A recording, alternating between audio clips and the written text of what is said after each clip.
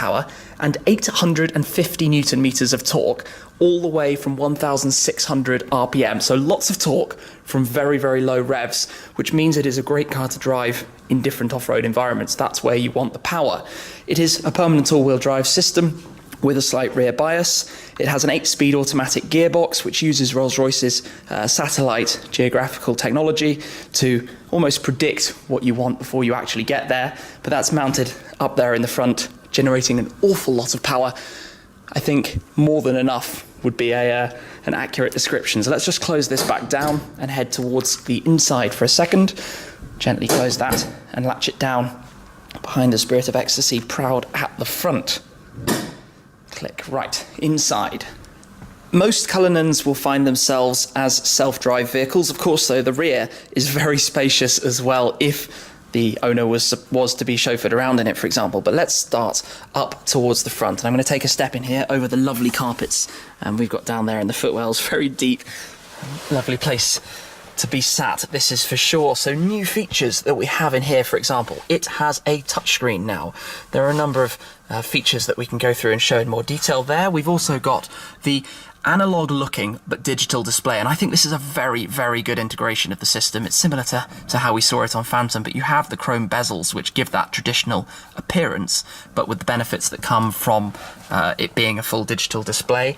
It has a slightly smaller steering wheel than Phantom and thicker, which fits the characteristics more of this car. But let's talk very specifically about distinct features, including the off-road mode button. So Rolls-Royce have kept this very simple. There isn't a huge wealth of buttons that you have to worry about and work out what you're pressing. There is a simple button for 90% of use cases, for example. So basically that will manage the systems. You can go deep into the menu to adjust things specifically should you wish. The car is also sitting on an air suspension system, and actually from the key you can double press it to lower the car 40mm before you even step in. It has all the latest tech in terms of cameras, 360 parking assist as well, the first Rolls-Royce that has a parking assistance system to park itself. There are some cameras located up here in the windscreen to make the ride incredibly comfortable. And this is the new type of trim that they've created as well. Box grain leather that is back rolled, just to give it a distinct finish around the Cullinan clock that you have up there, and also the screen that you can hide away should you wish. But just everything in traditional style is very, very, very nicely finished. You know, all the things you touch and press and feel have a solid, literally feel to them in the way they interact. Standard heated steering wheel, good storage and compartments, as you can imagine. There is a wireless charging pad as well for the phone, as well as the car having USB-C ports. So I'll show you how those work in the rear of it as well.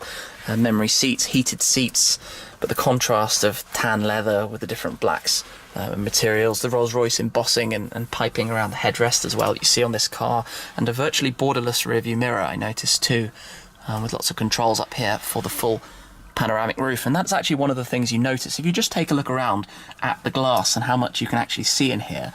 The sight lines are incredibly good. You've got great visibility through that rear window. It's a window that would normally sit in the rear luggage compartment of the car, but in this case actually sits just beside the rear passengers, but it means you get a pretty good visibility. Of course, we're sat quite high up, Spirit of Ecstasy out towards the front, but that's a comfortable position.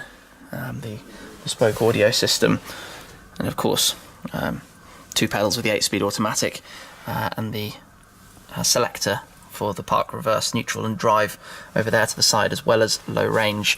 No paddles or anything like that on a Rolls-Royce. The satellite gearbox does its thing.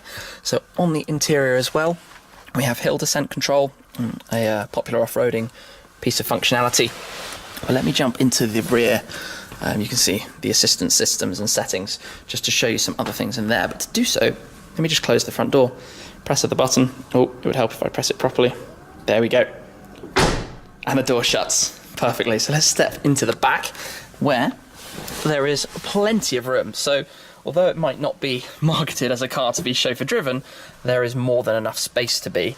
You have 2 buttons here rather than the one. The first is to lower the picnic table, which reveals the touchscreen. So the car has 3 touchscreens actually, 1 on each side, and of course up at the front.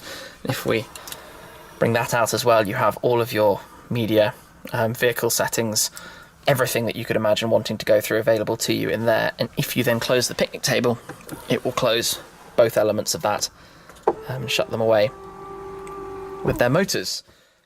It's nice having the air conditioning vents just here to make the comfort of the rear even better. And yes, what else can I show you? Yes, of course, the button to close the door up here, so you don't have to step or lean out to pull the door to. And then you've also got the headrest control here, should you wish.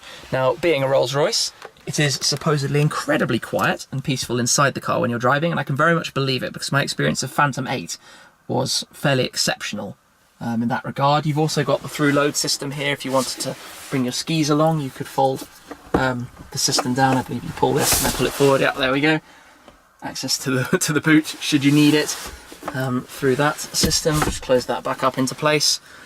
Lots of space, lots of airiness, and this is without even having the panoramic roof actually opened at the moment. Light controls and various bits and pieces.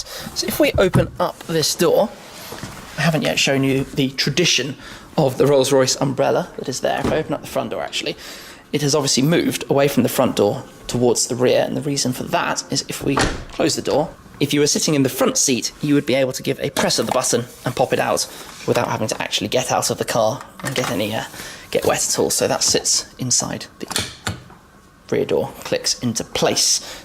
There's one other thing at the boot actually that I didn't yet show you. We just come round back here and open it up again. Press of the button there will only open the upper section, but I want to show you this button here, which is the electronic towing eye tow hook at the back. Obviously, the car might well be used to pull horses, to pull a boat on a trailer, to pull a race car on a trailer. It has a built-in towing hook right there, which electronically, mechanically folds away, which is a nice little additional touch for it as well. Press of the button, and it will fold itself and tuck back out of sight